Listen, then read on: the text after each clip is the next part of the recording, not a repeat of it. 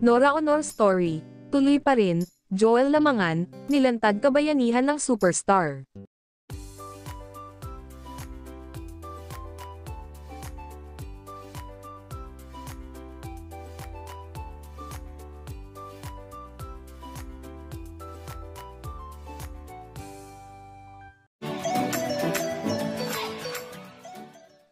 Durog na durog din ang puso ngayon ng premyadong direktor na si Joel Lamangan sa pagkamatay ng superstar na si Nora Honor. Nakakakilabot ang mga kwento ng iba't ibang personalidad na nakasama ng nag-iisang superstar at national artist Nora Honor noong nabubuhay pa siya.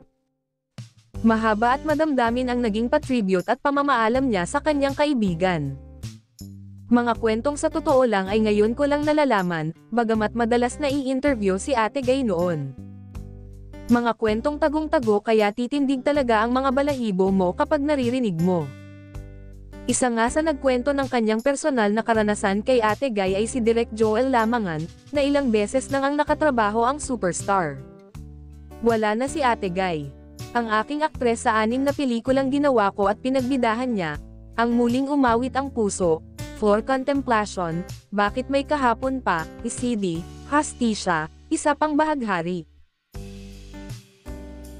Sa lahat ng pelikulang nabanggit ay tumampok ang kanyang kahusayan sa pagganap sa bawat karakter na hinihingi ng pelikula. Katunayan ang mga Best Actress awards na natanggap niya sa halos lahat ng films na ginawa namin. Local and international awards. Sa pagbuo ng 6 na films ay nabuo ang aming profesional na relasyon bilang aktres at direktor. Nabuo ang prinsipyong dapat ang katotohanang hinihingi ng pelikula ang maibigay namin sa manunood.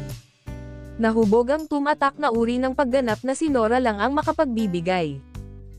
Ang simple, makatotohanan, at diretsang ekspresyon ng emosyon na hinihingi ng partikular na panahon.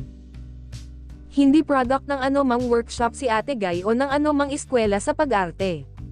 Ang kanyang husay ay bunga ng mga karanasang pinagdaanan niya mula noong bata pa siya hanggang maging superstar.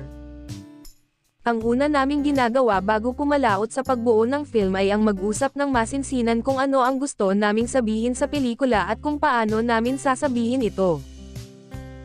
Malimit malalim ang pag-uusap, may pagtatalo, may kaunting taasan ng boses at sa huli sasabihin niyang, "Ikaw na ang bahala Direk, naniniwala naman ako sa iyo." Ganoon ang respeto ni Ate Guy. Mabait si Ate Guy sa lahat ng katrabaho niya. Ayaw niya nang may naaapi o naaagrabyado, lalo na sa mga crew na maliit lang ang bayad. Sa last day ng filming tiyak meron siyang ibibigay na tulong na pera sa lahat. Tuwang-tuwa ang mga manggagawa sa kabutihang loob niya. Nang matapos ang shooting ng For Contemplation, sa Santa Cruz City Jail sa Santa Cruz, Laguna, pinapila niya ang mga presong nakasama namin at pinagbibigyan niya ng pera. Tinawag ako ng warden at sinabi sa aking pigilan si Ate Guy at babalik na ang mga preso sa kulungan at baka magsitakas. Sabi ni Ate Guy, walang tatakas sinabihan ko sila. At wala ngang tumakas. Isang hindi ko malilimutan ay nang ginagawa namin ang CD, kung saan pipi ang role niya. Lunch break noon, lumapit sa akin si Ate Guy at itinuro ang isang matandang magsasaka na nakaupo sa ilalim ng punong mangga.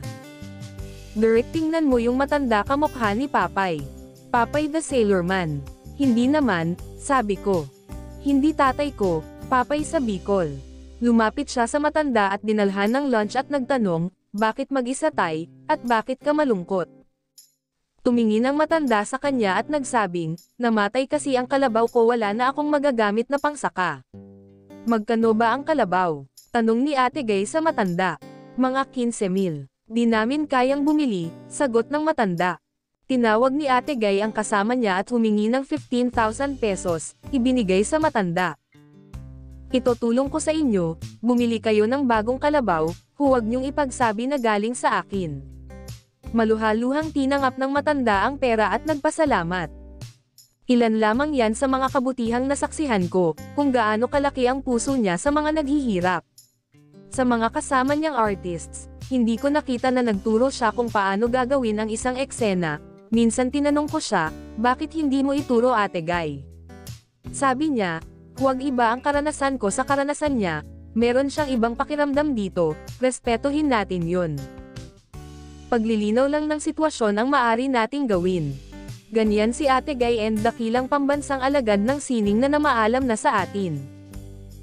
Malaki ang natutunan ko kay Ate Guy na humubog sa aking paniniwala na hindi dapat pagtakpan ang katotohanan, hindi dapat burahin ang nakaraan at ibahin ang kasaysayan.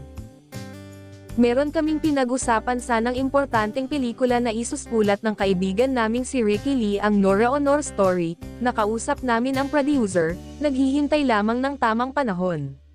Sayang wala na si Ate Guy pero itutuloy namin yun.